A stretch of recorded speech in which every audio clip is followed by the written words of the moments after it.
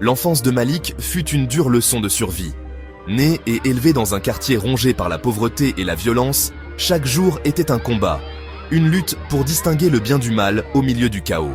Les rues étaient son terrain de jeu, et elles n'offraient guère d'espoir. À l'âge tendre de 10 ans, le monde de Malik s'est effondré. Son père, un homme déjà vaincu par les circonstances, a abandonné la famille. Le poids du monde est tombé sur les épaules fatiguées de sa mère. Elle s'est battue sans relâche pour subvenir aux besoins de Malik et de ses frères et sœurs, son amour étant le seul bouclier contre leur sombre réalité. Malgré les sacrifices de sa mère, l'attrait de la rue s'est avéré trop fort pour le jeune Malik. Il a trouvé camaraderie et un sentiment d'appartenance au mauvais endroit, parmi les visages endurcis d'un gang local. Ils lui ont offert un semblant de famille, une échappatoire dangereuse à ses luttes quotidiennes. À 14 ans, Malik n'était pas étranger au bas-fond de son quartier. Les petits larcins se sont transformés en délits plus graves, chaque acte le poussant plus loin sur une pente dangereuse. Il cherchait du réconfort dans le pouvoir et le contrôle éphémère que son gang lui procurait, sa boussole morale s'égarant peu à peu. La vie de Malik est devenue un tourbillon d'insouciance. Il a embrassé le frisson des activités illégales, les récompenses rapides occultant les conséquences potentielles. Le gang est devenu sa famille, leur approbation plus importante que tout le reste. Il était trop impliqué, l'emprise de son environnement se resserrait autour de lui. Ses crimes se sont intensifiés, alimentés par un besoin désespéré d'acceptation et un sentiment croissant d'invincibilité. Il s'est essayé au trafic de drogue, l'argent facile étant une solution temporaire à ses problèmes.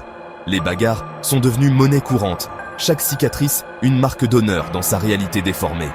À 18 ans, l'insouciance de Malik l'a finalement rattrapé. Un vol qui a mal tourné l'a conduit entre les mains impitoyables de la justice. Il a été condamné à 2 ans de prison, le poids de ses actes s'abattant sur lui. La dure et froide réalité de la vie carcérale était bien loin de la fausse bravade des rues. Privé de sa liberté et forcé de confronter les conséquences de ses choix, Malik a finalement commencé à saisir la gravité de sa situation. La prison, un lieu apparemment dépourvu d'espoir, est devenu le cadre improbable de la transformation de Malik. C'est au cours de ces longues heures solitaires qu'il a rencontré Monsieur Ben Saïd, une lueur d'espoir dans les ténèbres. Monsieur Ben Saïd, bénévole à la prison, animait des ateliers de réinsertion sociale.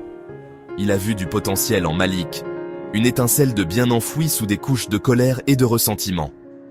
La confiance inébranlable de Monsieur Ben Saïd en lui a planté une graine d'espoir dans le cœur de Malik. Il a commencé à suivre des cours d'alphabétisation, sa soif de connaissance grandissant de jour en jour.